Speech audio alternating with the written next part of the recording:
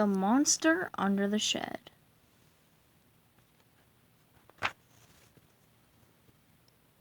It was a dark, blustery evening at the station. Sir Topham had closed the railway early on account of the weather. The engines were waiting for the signal to return to their sheds. "Maybe one of us should tell a story to pass the time," Thomas suggested. The other engines looked pleased with Thomas's idea. "I have the perfect story for tonight," James volunteered with a sly grin. "A long time ago," James began, "there was a brave Blue Engine who was always eager to help." "Blue Engine?" the station master asked one night. "Would you go to the end of the tracks to pick up a coach that was left behind?" "Of course," the brave engine replied, and he set out into the dark, foggy night. But by the time the little Blue Engine reached the end of the tracks, the fog was so thick he could hardly see a thing. "I'll just have to wait until morning," said the engine to himself, and he settled into an old shed for the night. Late that night, the little Blue Engine awoke to a noise coming from below his shed. Creak! He opened his eyes and saw long fingers reaching for him through the floorboards. There was a monster under the shed. Terrified, the little Blue Engine raced out of the shed, with the horrible engine-eating monster chasing him through the fog. Then what happened?" Percy asked timidly. "That's where the story ends," said James. "No one ever heard from that little Blue Engine again." "What about the monster?" Percy whispered. "Don't be silly, Percy," Gordon said with a chuckle. "It's just a story."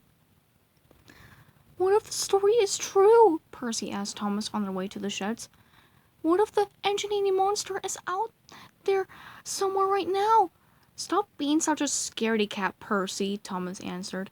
"There are no such things as monsters." Later that night, after they had settled in for bed, the engines were startled by a terrible racket coming from Percy's shed. "Gordon! Thomas! Help! There's a monster in my shed!" wailed Percy. Suddenly James appeared, roaring with laughter. He had been rattling some scrap metal behind the sheds to frighten Percy.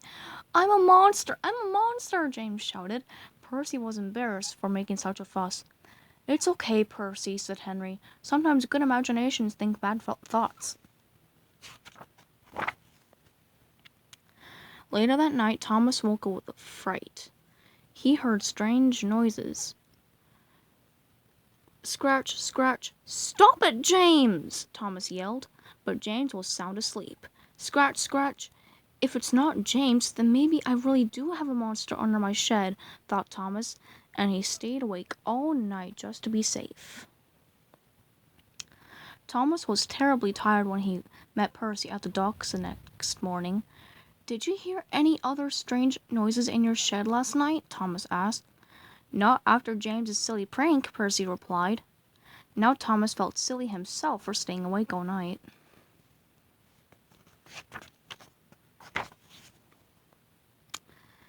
By the middle of the day, Thomas was very sleepy and running behind schedule. Henry pulled up beside him. "You look as if you could use some special coal," said Henry. "Oh, I'm just a little tired," Thomas answered. He didn't want anyone to know that he had been too frightened to sleep. Just then James sped up on the express track. "What's the matter, Thomas?" he called. "Monsters keeping you up at night?" And James disappeared down the track, laughing loudly.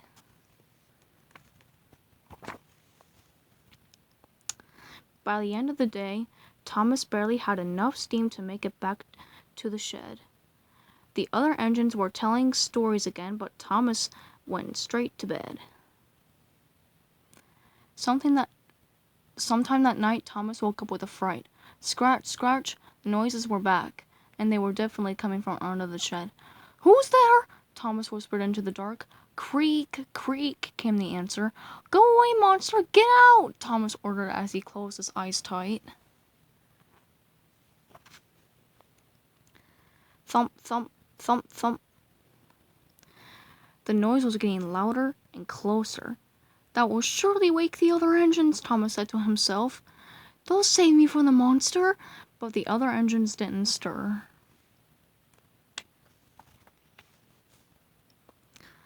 Thump, thump. It's outside the door, Thomas yelped. There's its head. Help, Gordon, Thomas whispered. But the monster heard him. Thump, thump, thump, thump, thump, thump. Then the doors of Thomas's shed began to rattle on their hinges. Bang, bang, bang, bang. It's trying to get in, thought Thomas, and suddenly the banging stopped. Thomas was too frightened to move. He peered out into the dark. And there it was, the horrible engine-eating monster. Thomas could see its eyes glowing in the night. Thomas clamped his own eyes shut and screamed, Gordon, Henry, Percy, James, he cried, save me from the monster!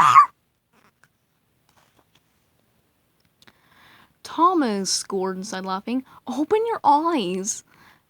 What are you laughing at, Gordon? Snapped Thomas.